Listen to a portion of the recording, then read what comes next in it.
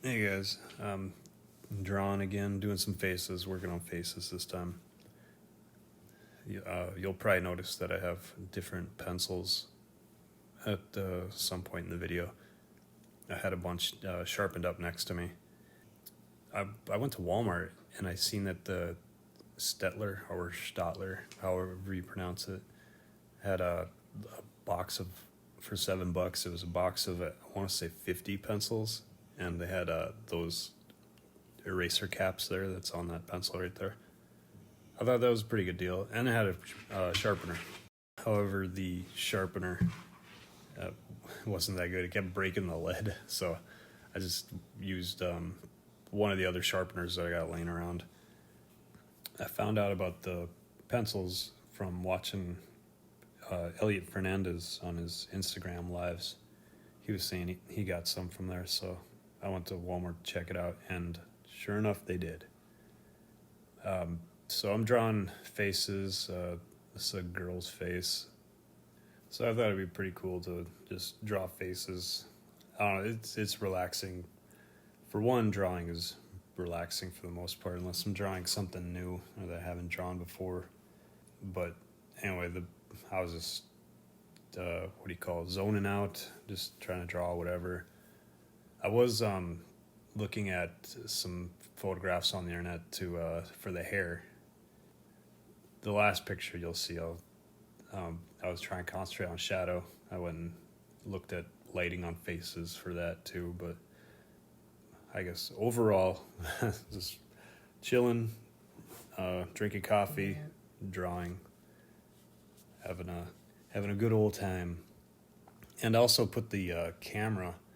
It was I was using the iPad this time, which is funny, but that was out of my way more than when I use my phone to record.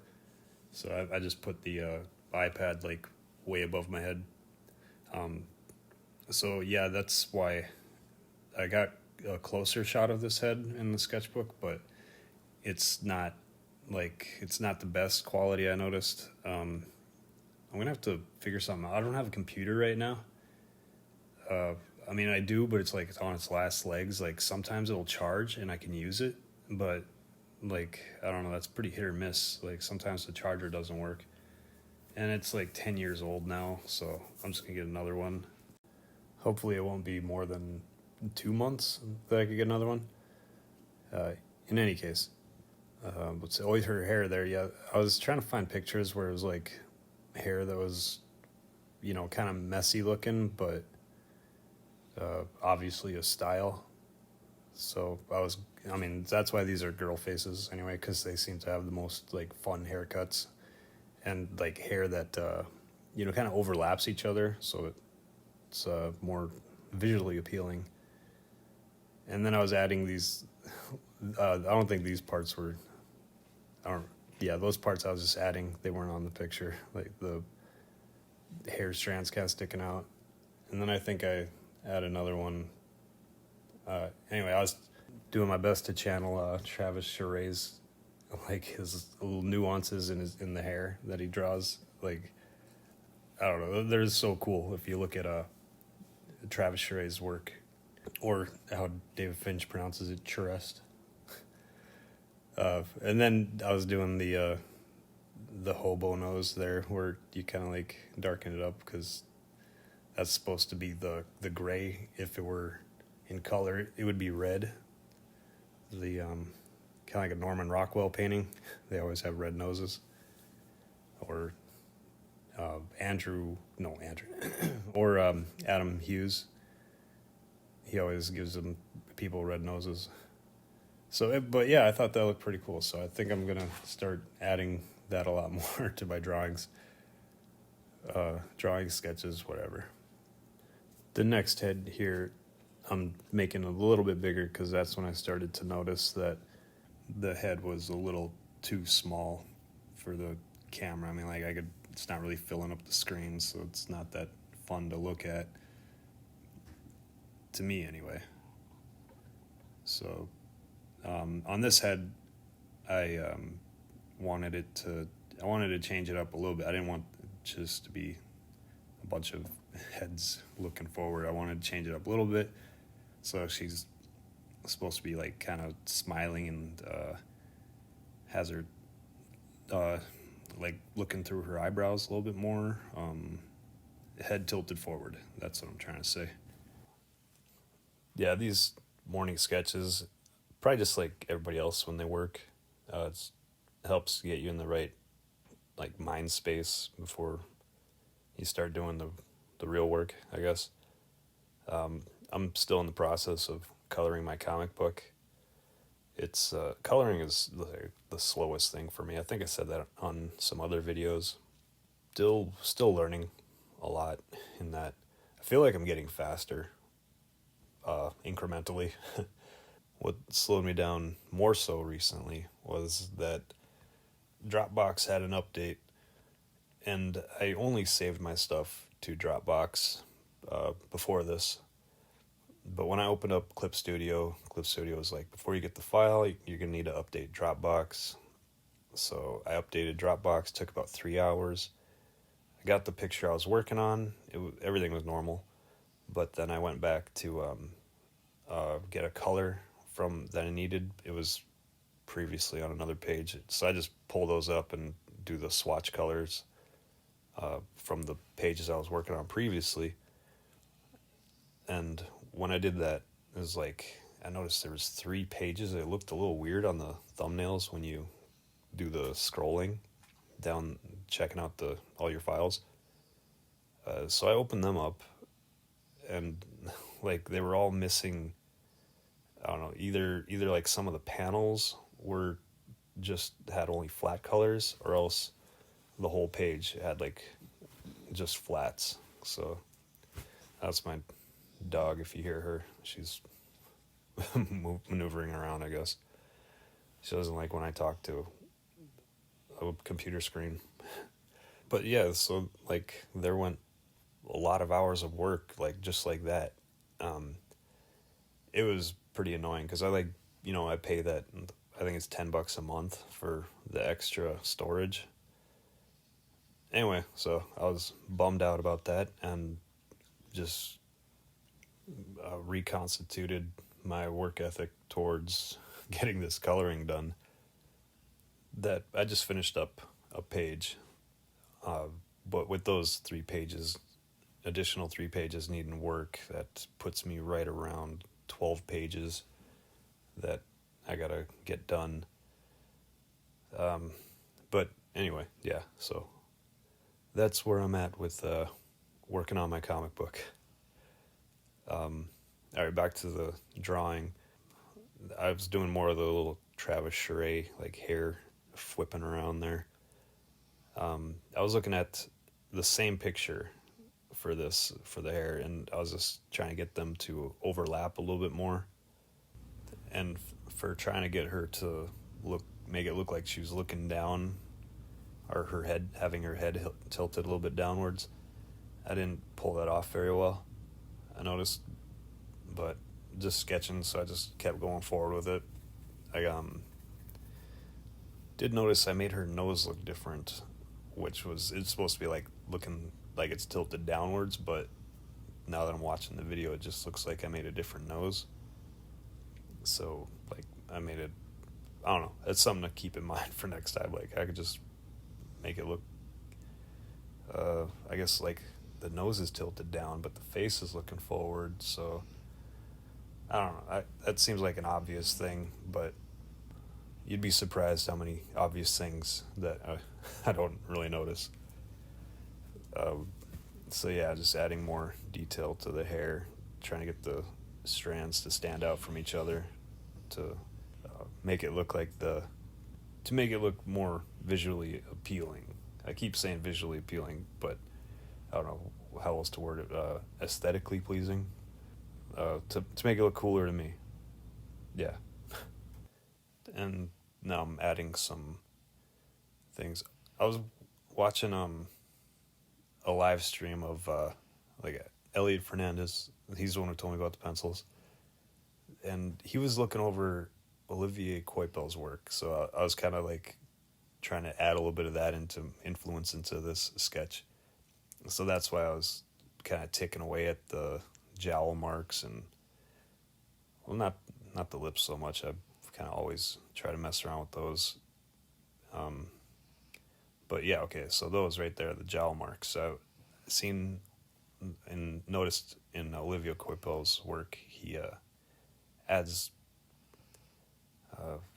more like nuanced, kind of like follows the curvatures of the face, things like that.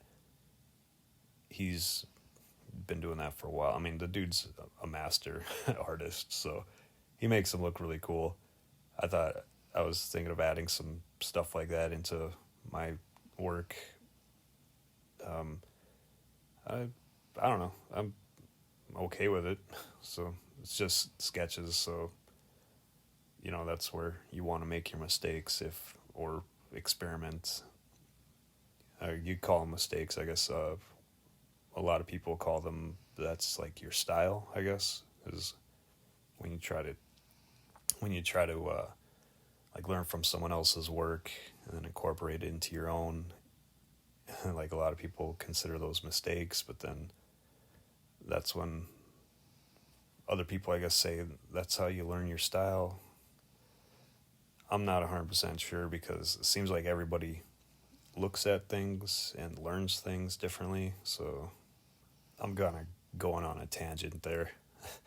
All right, so this face I made slightly bigger, and okay, yeah, I was using a reference for this one because I was just wanted to switch up facial, the facial, what do you call it? Expressions, yeah. And this one seemed like it's a pretty fun thing, and I was like, all right, yeah, I'll just copy this one.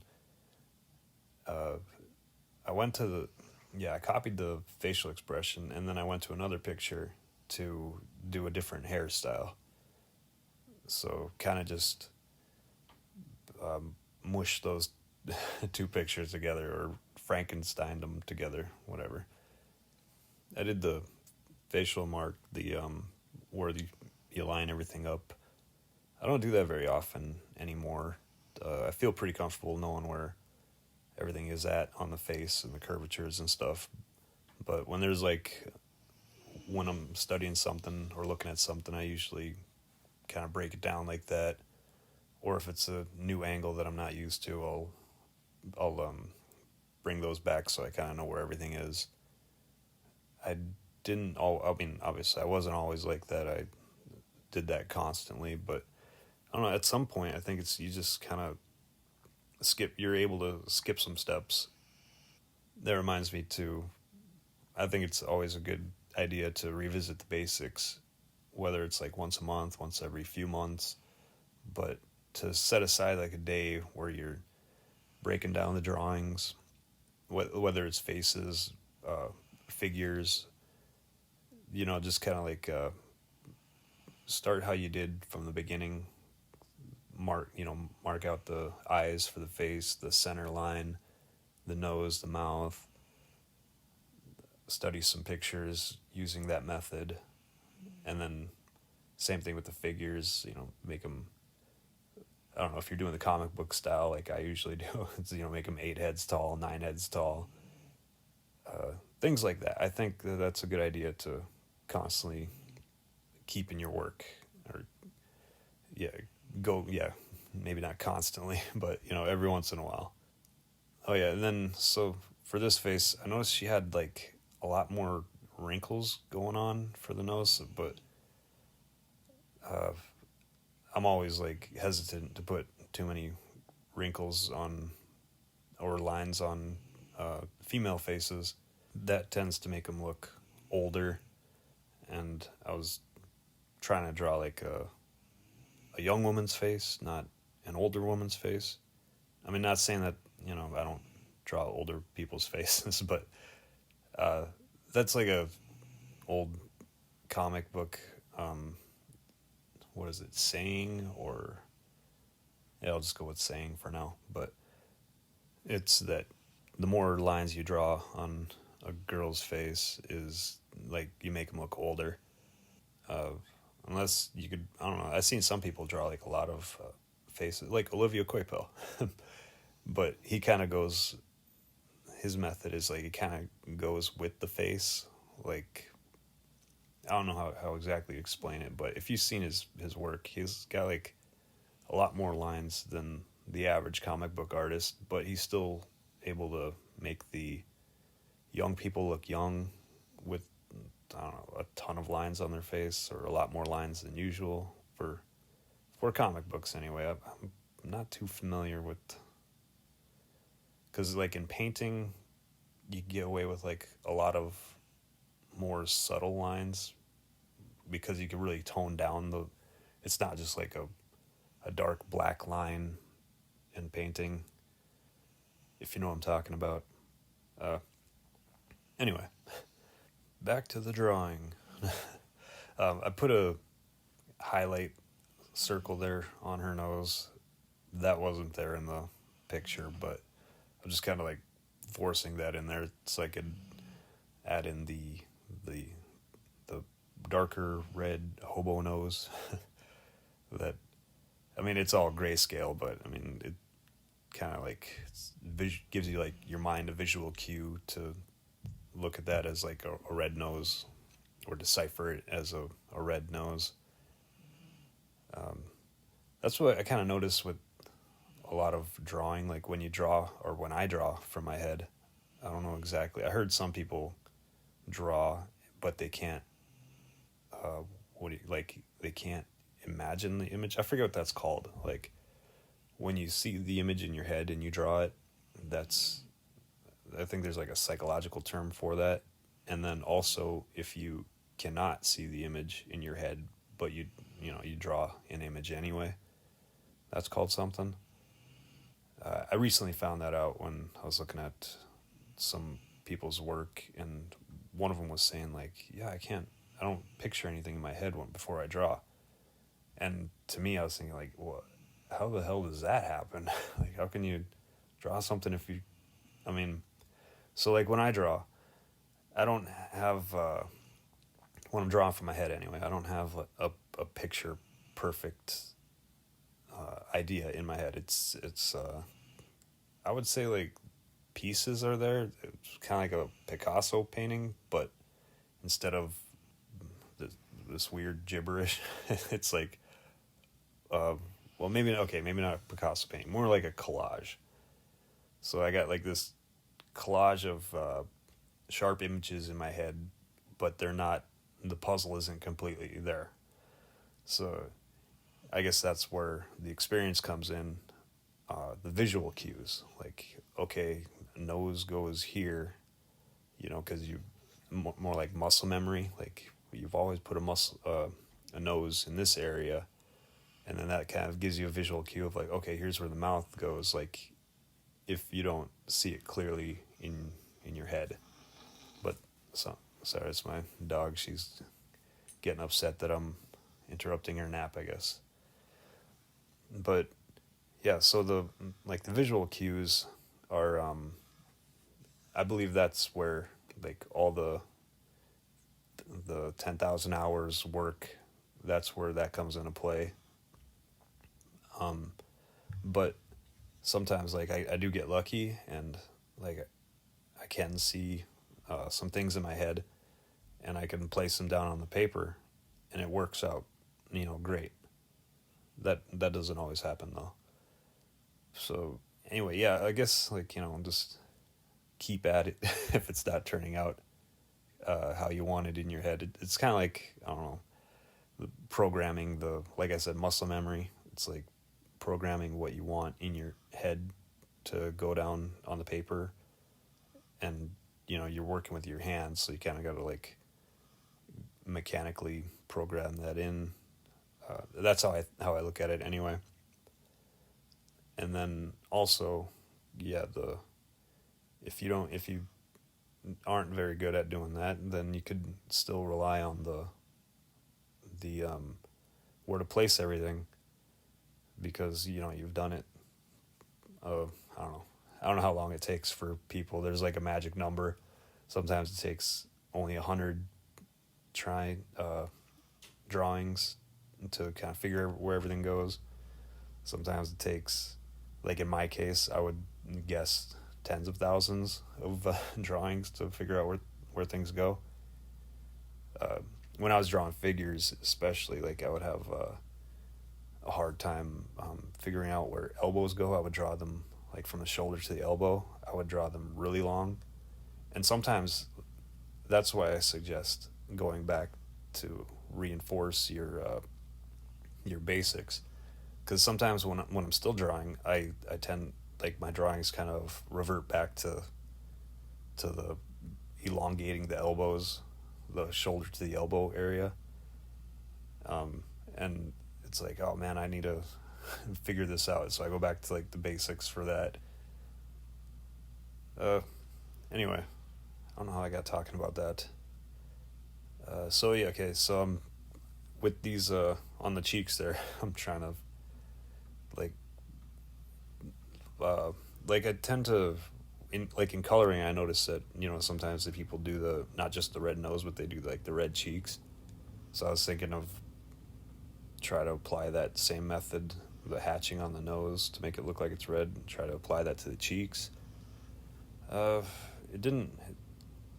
I didn't really like it, so I probably won't do that too often. Or if I do, maybe I'll just try to change some things up with how I do the hatching. Maybe I'll smudge it more to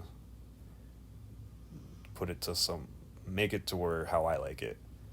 But I didn't really. It kind of looks like she's just got like way too much blush on, or whatever they call that. I think it's blush for makeup for the cheeks. Possibly rouge, who knows. Yeah, and then so for this face too, I was I keep adding more lines on the face to they weren't there in the picture for the hair, but because I did a hairstyle that from a different picture in the face from a different picture as well.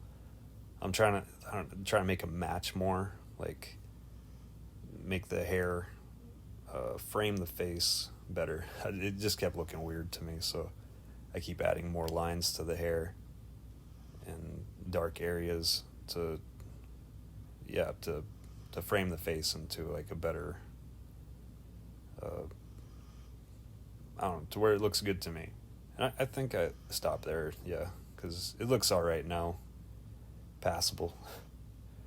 All right, yeah, and so this next face that I'm doing, I was wanting to concentrate more on shadows. So I was looking at like a couple of pictures. I didn't draw these exactly. I just used it more towards reference, like with my style of drawing a face. The like the last picture I did, that was more on the reference side. I was staying more true to that because I wanted to capture that facial expression. This one, it was just like for the reference. I was slightly using that, mostly for the shadow, and I was kind of like bouncing back between two photos of like one shadow had like some highlights on it, and then the other picture with shadows on it had like no highlights. Like basically half of the face was covered in shadow, but I wanted to have highlight. Well, anyway, yeah. The normal tribulations of using reference, I guess. I wasn't sure either, like if this guy should be smiling or have like a foreboding face, because there's gonna be like a lot of shadow. It's pretty common to see when I have faces like fully in shadow that like they look kind of scary or have a menacing look. I don't know. I just figured have them doing like a smile, somewhat of a smile anyway. I do those little dots for pupils whenever I'm drawing, like what direction that they're gonna be looking. I start off with tiny dots. I got that from on David Finch's channel. He was saying that's how he does, especially when he's inking, because you don't want to mess it up. So you start out with these little pinhole dots in the direction that you want to be looking, want the character to be looking, because like if when you add the what is it, iris, I think, the little circle outside of the around the pupil. When you add those, sometimes you'll notice that the eyes look a little off or cross-eyed or something. But you can thicken up the pupils for it.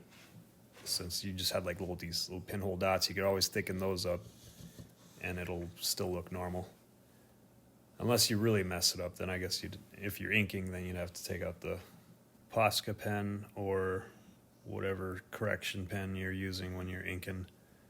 Posca pen, really glad I heard about that, because I remember before that I was using, I think it was Speedball, white ink, India ink. I don't know if it was Speedball or it was one of those Higgins maybe. I tried that, and it was like I'd have to put on like 3 layers, and it would be, when it dried, it would be pretty crusty. So it was like hard to ink over it. So if I used it, I would basically just use it to cover something up, and I couldn't go over it unless I was like really careful with it, like with a brush and ink, which could get messy. It's just more annoying than anything. I'm glad that these pens came out anyway. Yeah, and then also same thing with Micron pens or Copic multiliners. Basically all those throwaway pens, because they're so much easier. They don't make a mess like pen nibs back in the day, I guess. I haven't used them very often, mostly because of they also make a mess. All right, back to the drawing. I'm adding a lot of these facial details. They weren't in the photo reference that I was looking at, but I was getting a little timid about like where I wanted to, or how thick I wanted to put the shadows. If I wanted to kind of like render it in with hatching, or like kind of smudge it in, or smudge the edges, or smudge it all together. I've done both like a lot of times, but I don't know.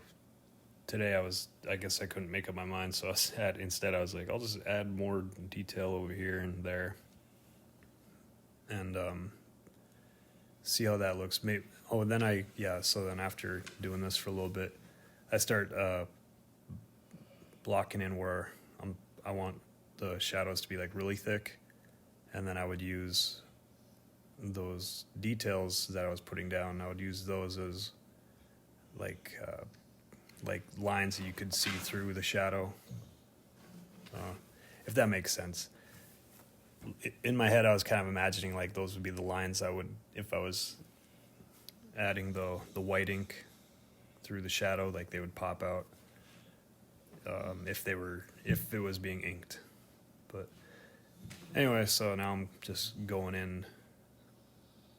I wasn't pressing too hard for the shadows. I'm making an impromptu decision to kind of pop out that bottom part of the eye with the bag of the eye, I guess.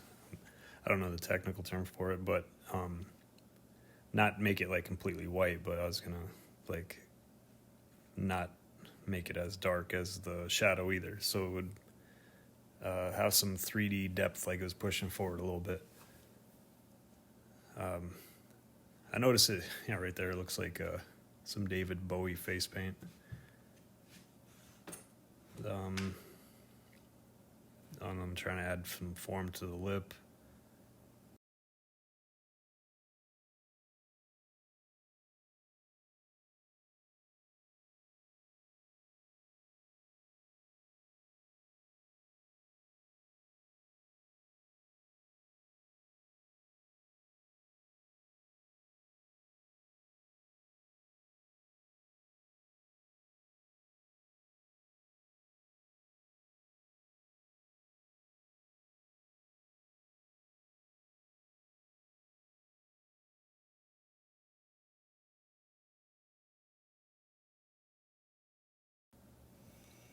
So For the outer part of the outer edges of the shadow on both the left and right side, I wasn't entirely sure how I want to do it. Like the left side, I was figuring I would keep it, pretty tight lines, like for like a rim light. And then the right side, I figured I would like render it to where it was going with the contours of the head, but I wasn't too sure like how I wanted to do that again. So then I just started working on other things. Like I was just jumped over to the hair. I was working on that eyebrow a little bit, trying to just make it like a lighter gray. And yeah, so now I'm just biding my time while I'm trying to make up my mind what I want to do with the face shadow. I end up just settling on hatching, since that's how I was handling the lighter, the eyebrow there and the bag underneath his eye. Like I wanted to make those not white, but like a lighter gray than what the rest of the shadow is. So I went with hatching, and that's how I decided I wanted to go with softening up the edges of his shadows where the contours were really in play.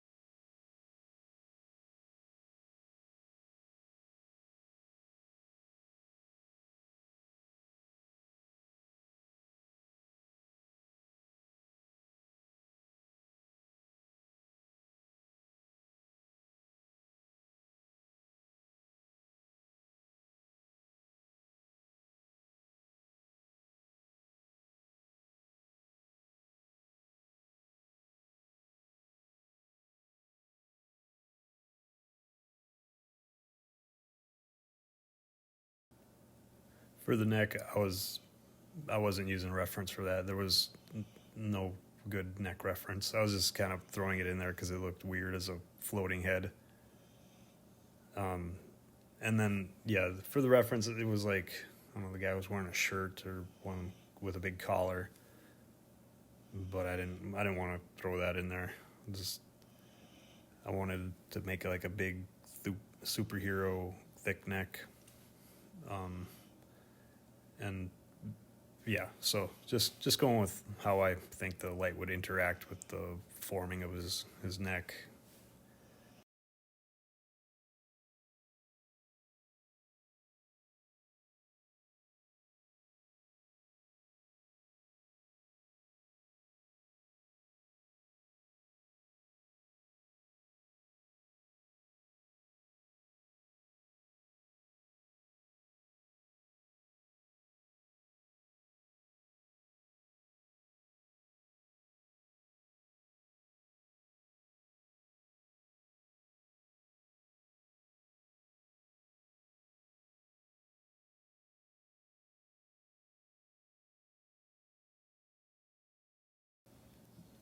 Also, I noticed his left eye, to our right of his eye. Anyway, it was like a little bit too big compared to the other eye.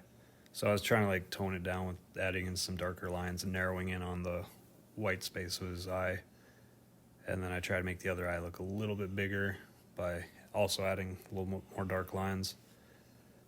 And I was thinking like, well, normally I would just erase that and then redraw the eye, but I was sketching for a while here. I was like, all right. And it's supposed to be warm-up sketch anyway, so I just left it. All right, yeah, so this is towards the end of the video. Thanks for watching if you made it this far. hopefully you have a great day and a fun time sketching if that's what you're doing or whatever project it is you're working on. And I'll catch you later.